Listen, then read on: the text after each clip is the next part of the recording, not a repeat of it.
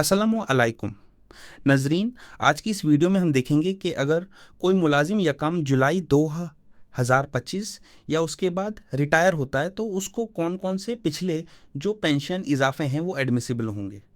वफाक की सूरत में अगर कोई मुलाजिम है, पंजाब का है, बलूचिस्तान, सिंध, KPK, तो पिछले कौन कौन से इजाफे उसको एडमिसिबल होंगे अगर कोई मुलाजिम यकम जुलाई 2025 या उसके बाद से रिटायर होता है।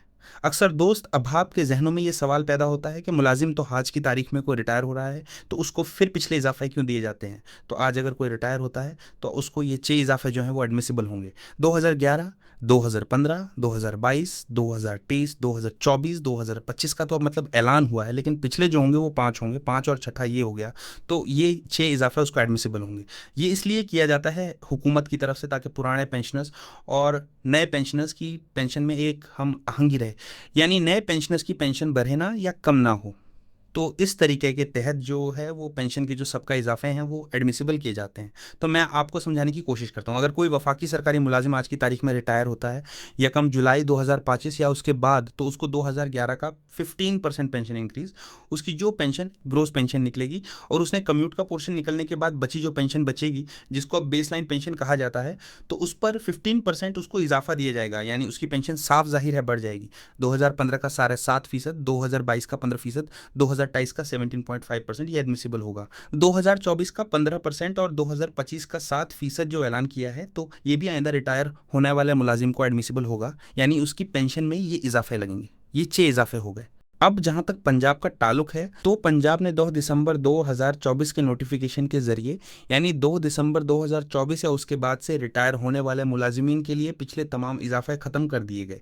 यानी ये 2011 का 15% भी नहीं मिलेगा, 2015 का सारा है 7% भी नहीं मिलेगा, 2022 का 15% भी नहीं, ये भी सार है 17% भी नहीं, 15% भी नहीं, और जो 7% इस दफ़ा ऐलान किया गया है, जबकि यहाँ पर उन्होंने 5% किया है, तो 5% भी हुकूमत ने याकम जुलाई 2025 या उसके बाद से रिटायर होने वाले मुलाजिम को एडमिसिबल नहीं किया, यानी 5% भी नहीं दिया जाएगा।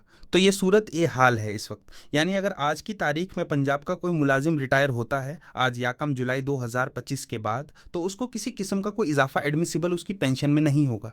बलूचिस्तान का जहाँ तक ताल्लुक है तो ये जिस तरह वफाक का है, 2011 का 15%, 2015 का 7.5% और 2022 का 15% और 2023 का सार है 17% और 2024 का 15% और 2025 का 7%। ये अगर कोई मुलाजिम रिटायर होता है आज की तारीख में 2025 में या कम जुलाई 2025 के बाद बलूचिस्तान हुकूमत का, तो उसको ये इजाफे एडमिसिबल होंगे। इसी तरह बात आते हैं सिंध की जनिब। सिंध में जब 2022 में पे स्केल रिवाइज हुए थे तो उन्होंने ने पिछले तमाम इजाफे ख़त्म कर दिए थे और 2022 में उन्होंने बड़ा एक हैंडसम इजाफा दे दिया पेंशनर को, जो आज तक एडमिसिबल है 63.5%, यानी बेसिक जो नेट पेंशन थी उस पर 63.5% पेंशन इंक्रीज। तो ये पहले वाले इजाफे उन्होंने ख़त्म कर दिया था और उसके बाद अलाउ किया 17.5% और 15% 2024 का, और इस मरतबा उन्होंने 8% पेंशन में इजाफे का ऐलान किया है जो यकम जुलाई 2025 या उसके बाद रिटायर होने वाले मुलाजिमीन को भी एडमिसिबल होगा। तो ये क्लियर जो पिक्चर है ये आपके सामने वाजे होती जा रही है।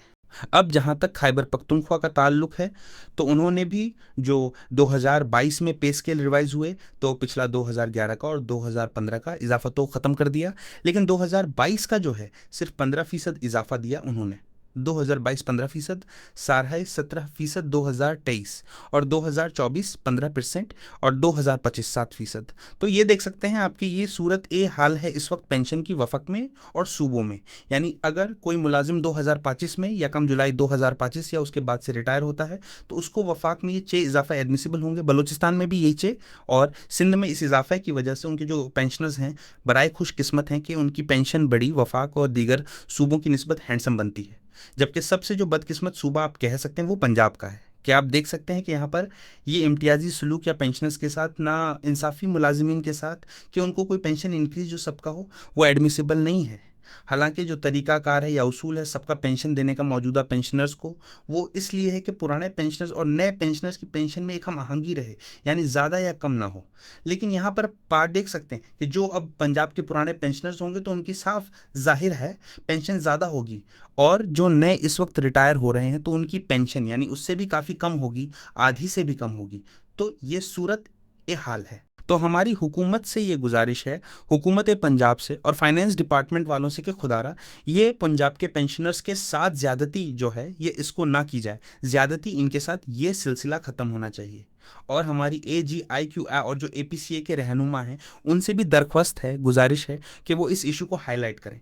आप जो हाजिर सर्विस सरकारी मुलाजिमीन हैं उनकी तनख्वाहों में डिस्पैरिटी का एक जो है वो इशू तो उठाते हैं कि ये महरूम मुलाजिमीन हैं, इनकी तनख्वाहें कम हैं, ये अला दर्जे के या जो अच्छे महकमे हैं उनकी तनख्वाहें ज़्यादा हैं, इनकी कम हैं, तो इस वजह से जो महरूम मुलाजिमीन हैं उनको डिस्पैरिटी रिडक्शन अलाउंस दिया जाए। तो इसी तरह आप देख सकते हैं कि पंजाब में या पेंशन में जो है वो भी डिस्पैरिटी पाई जा रही है, जिससे खासकर जो पंजाब के मुतासिर हो रहे हैं तमाम मुलाजिमीन और उसके बाद खैबर पख्तूनख्वा के। तो इन सूबों में भी जो डिस्पैरिटी पाई जा रही है पेंशन में, तो उसको ख़त्म किया जाना चाहिए। हमारी APCA के रहनुमा रहमान अली बजवा साहब, खुसूसन पंजाब की कायदात है खालिद जावेद संघेरा साहब और दूसरे कायदीन मैडम फौजिया राना और दूसरे, तो उनको इस इशू को जो है वो हाईलाइट करना चाहिए, क्योंकि कल को इन मुलाजिमीन ने, ये जो कायदीन हैं इन्होंने भी रिटायर होना है, बल्कि खालिद जावेद संघेरा साहब तो रिटायर हो चुके हैं, पेंशनर हैं, लेकिन वो इस किस्म की जो है वो चीज़ें नहीं हाईलाइट करते। मकसद सिर्फ ये था कि आपको जो है वो आगाह किया जाए कि अगर कोई मुलाजिम या कम जुलाई 2025 या उसके बाद से रिटायर होता है तो उसको कौन कौन से पेंशन इजाफे सबका एडमिसिबल होंगे। वफाक का मुलाजिम होने की सूरत पंजाब, बलूचिस्तान, सिंध और खैबर पख्तूनख्वा। उम्मीद है ये वीडियो आपको पसंद आई होगी, इसे लाइक और शेयर ज़रूर करें। आज के लिए इतना ही, अल्लाह हाफिज़। अस्सलामु अलैकुम नजरीन, आज की इस वीडियो में हम देखेंगे कि अगर कोई मुलाजिम यकम जुलाई 2025 या उसके बाद रिटायर होता है तो उसको कौन कौन से पिछले जो पेंशन इजाफे हैं वो एडमिसिबल होंगे।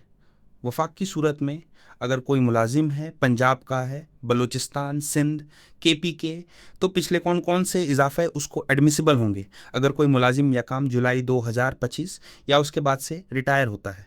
अक्सर दोस्त अभाब के जहनों में ये सवाल पैदा होता है कि मुलाजिम तो आज की तारीख में कोई रिटायर हो रहा है तो उसको फिर पिछले इजाफे क्यों दिए जाते हैं। तो आज अगर कोई रिटायर होता है तो उसको ये 6 इजाफे जो हैं वो एडमिसिबल होंगे। 2011, 2015, 2022, 2023, 2024, 2025 का तो अब मतलब ऐलान हुआ है, लेकिन पिछले जो होंगे वो 5 होंगे, 5 और छठा ये हो गया, तो ये 6 इजाफे उसको एडमिसिबल होंगे।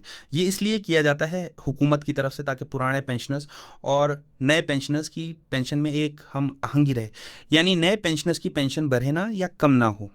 तो इस तरीके के तहत जो है वो पेंशन के जो सबका इजाफे हैं वो एडमिसिबल किए जाते हैं। तो मैं आपको समझाने की कोशिश करता हूँ। अगर कोई वफाकी सरकारी मुलाजिम आज की तारीख में रिटायर होता है यकम जुलाई 2025 या उसके बाद, तो उसको 2011 का 15% पेंशन इंक्रीज, उसकी जो पेंशन ग्रोस पेंशन निकलेगी और उसने कम्यूट का पोर्शन निकलने के बाद बची जो पेंशन बचेगी जिसको अब बेस लाइन पेंशन कहा जाता है, तो उस पर 15% उसको इजाफा दिया जाएगा, यानी उसकी पेंशन साफ जाहिर है बढ़ जाएगी। 2015 का 7.5%, 2022 का 15%, 2023 का 17.5% ये एडमिसिबल होगा, 2024 का 15%